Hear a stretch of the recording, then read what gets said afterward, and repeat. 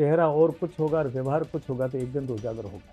Party में आप शोभा देते हैं, जिस जगह आप शोभा देते रहें, परंतु इस प्रकार का कृत्य करके बीजेपी में या संत के दरबार में हमारे यहाँ कोई जगह नहीं। देखिए, इस समय जो पोखरण के अंदर ऐसी ऐसी घटनाएं घटी, हम सबको उद्वेलित और दुखी कर रही है और पूरे क्षेत्र में एक अशांति का वातावरण बनाए जाने का प्रयास किया जा रहा है। जबकि कल जो भी गो हत्यारे थे उनके विरुद्ध में और अतिक्रमण को लेकर के पूरे पोखरण शहर के और पोखरण के आसपास के लोग उद्वेलित थे, और गौ माता की हत्या को लेकर के तो पूरा राजस्थान, पूरा भारत उद्वेलित है और जगह जगह से ऐसा ग्लानि महसूस कर रहे हैं कि ये क्या हो रहा है। बाबा रामदेव जी की पावन धरा पर और जो हमारी आस्था और विश्वास जुड़ा हुआ, उस जगह यदि इस प्रकार खुलेआम गाय के साथ इतना सारा अत्याचार करके उसकी हत्या की जाती तो असहनीय है। इसको लेकर के कल बहुत शांतिपूर्वक यहाँ हजारों की संख्या में गो भक्त आए और एक कार्यक्रम किया और उनकी दो ही मांगे थी। एक तो अपराधी गिरफ्तार हो, जिन्होंने जैसा अपराध किया उससे कठोर से कठोर सजा दी जाए। आज आपने देखा कि क्रमबद्ध और चरणबद्ध अपराधी पकड़े जा रहे हैं और उनके साथ वैसा ही पुलिस व्यवहार कर रही जैसा उन्होंने अपराध किया। जैसी करनी ऐसी भरनी, जिसने जैसा किया ऐसे ही ढंग से पुलिस उनके साथ में व्यवहार करेगी और ऐसी ही उनको सजा मिलेगी।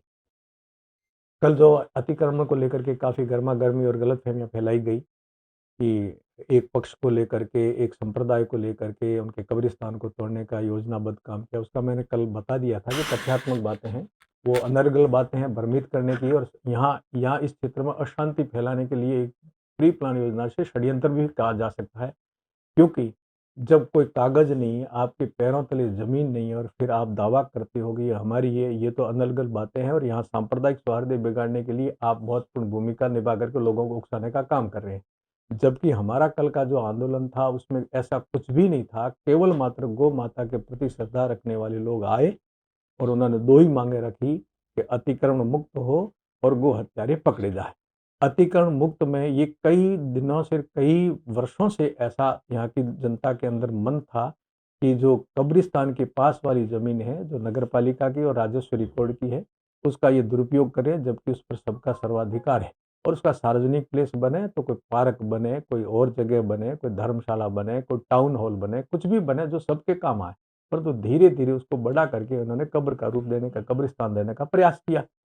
उसका विधिवत रूप से लगभग 2024 में ये प्रक्रिया शुरू हुई और यहाँ के लोगों ने, जागरूक लोगों ने एप्लीकेशन दी, उसके आधार पर सारी कार्रवाई करते हुए काल ज़ाब्ते के साथ में कार्रवाई हुई। अब हम सुन रहे हैं कि इस विषय को लेकर के अनर्गल बातें करके यहाँ बहुत बड़ा एक माहौल बिगाड़ा जा रहा है। कल मेरे से पूर्व एक प्रेस वार्ता यहाँ के पूर्व मंत्री जी ने भी ली, पर मंत्री जी को ये नहीं दिखा कि केवल मात्र जो झूठे तथ्यात्मक बातों को लेकर के लोगों को भ्रमित करने के लिए कब्रिस्तान कब्रिस्तान करके आप प्रेस वार्ता ले रहे हो। इससे पहले आपके कार्यकाल में, आप तो काफ़ी लंबे नेता हो और मेरे भी कार्यकाल में मुझे याद है 2018 से लेकर के और आज दिन तक इस राजनीतिक जीवन में आप यहाँ जिस प्रकार से हैं, आपने कभी भी किसी भी घटना पर प्रेस वार्ता ली क्या? उदाहरण के तौर पर जैसलमेर के अंदर जब चौराया तोड़ा था लोगों ने, राष्ट्रीय संपत्ति को नुकसान पहुँचाया, तब प्रेस वार्ता ली क्या? उसके बाद डांगरी प्रकरण में क्या प्रेस वार्ता ली क्या आपने? फिर आपने यहाँ ये छतरेल की ली क्या? ऐसी कई घटनाएँ हैं। कल गो हत्या जो जघन्य अपराध हुआ, इस कब्रिस्तान की अनर्गल बातें करके लोगों को भ्रमित करने के लिए, उत्तेजित करने के बजाय पहले गो हत्यारों को लेकर के प्रेस वार्ता लेनी चाहिए थी। आपका सांप्रदायिक सौहार्द है, आपका अपनत्व, आपका जो एक भाईचारे का जो आप दिखावा करते हो, वो सारा दिखता। पोस्टर तो एक तरफ चढ़ा रहे हैं छोरों से, लड़कों से और अपने टीम से चढ़वा रहे हैं कि गो हत्यारों को बख्शा नहीं जाएगा और दूसरी तरफ आप उकसा रहे हैं। तो ये उचित नहीं है। आप जो कह रहे हैं जनता भी देख रही है और यदि आप जनता को उकसाएँगे, इस प्रकार से आपके समाज को उत्तेजित करके यहाँ उपस्थित करेंगे, तो हिंदू समाज तो आप जानते हैं कि पूरे भारत का गौ माता के नाम पर यहाँ उपस्थित हो सकता है।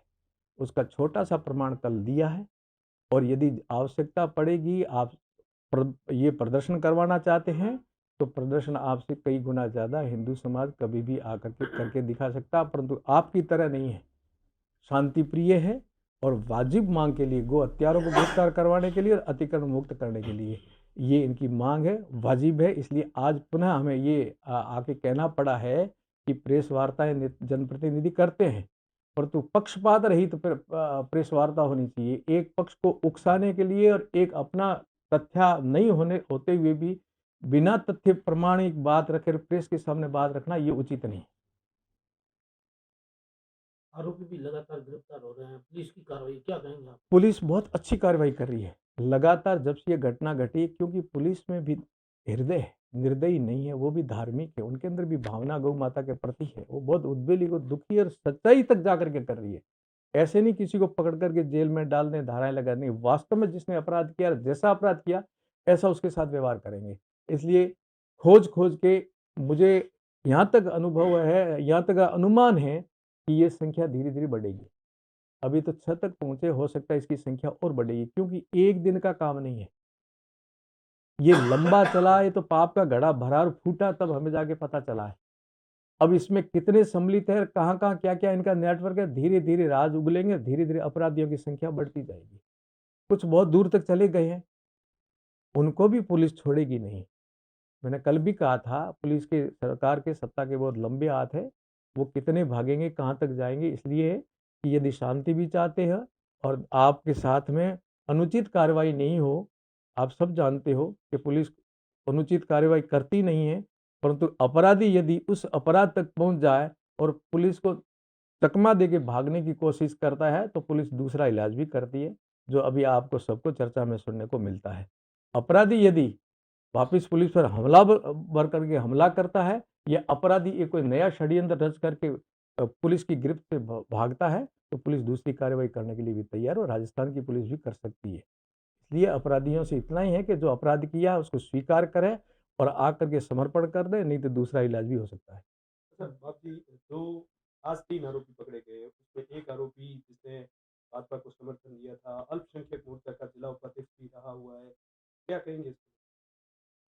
छद्म रूप धारण करके कहीं भी बैठा रहेगा कोई भी, चेहरा और कुछ होगा और व्यवहार कुछ होगा, तो एक दिन तो उजागर होगा, वो कोई भी हो।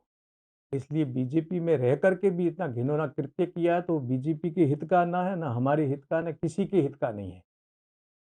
इस प्रकार से हमें कितनी आहत होती है, हम सब गौ प्रेमी हैं। आज यदि वही गौ मांस का व्यापार करे, वही गौ मांस का भक्षण करके हमारे पास आ जाता, तो हमारे लिए कलंकित विषय है।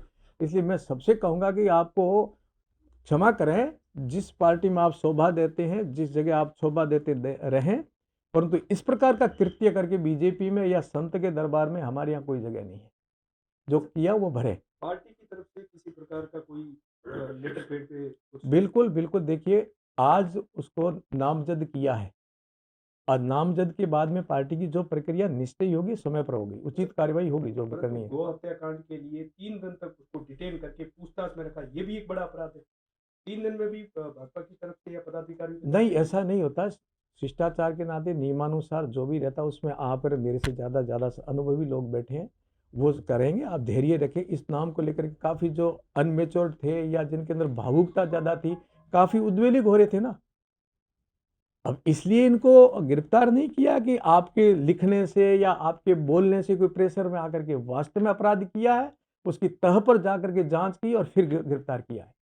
अच्छा, इनके भी काफ़ी अवैध कब्जे बताए जा रहे हैं कि नदी की आगोर कहे, चाहे रामदेश्वर की आगोर कहे, चाहे अन्य जगहों पर कहे। क्या सबकी जाँच हो जाए, त्वरित कार्रवाई देखने को सबकी मिलेगी? जाँच हो जाएगी, बिल्कुल होगी त्वरित कार्रवाई। और जनता की आवाज़ को कोई दबा नहीं सकता, ना अधिकारी दबा सकता, ना नेता दबा सकता। यदि जनता कल जैसे सड़कों पर उतरी थी, ऐसे ही वापिस जनता को मजबूर न करें, नहीं तो जनता अतिक्रमणों के खिलाफ, वो चाहे किसी का अतिक्रमण है, चाहे छोटे का, चाहे बड़े का, चाहे बड़ा जमीन कवर कर रखी है, छोटे की, सबके खिलाफ में पोकरण की जनता धरने पर बैठेगी। और फिर मजबूर होकर के भी, आप मन है तो अभी प्रशासनिक अधिकारी अपने विवेक से काम कर ले, नहीं तो जनता उनको मजबूर करेगी, अतिक्रमण वापस हटवाने पड़ेंगे और हटेंगे।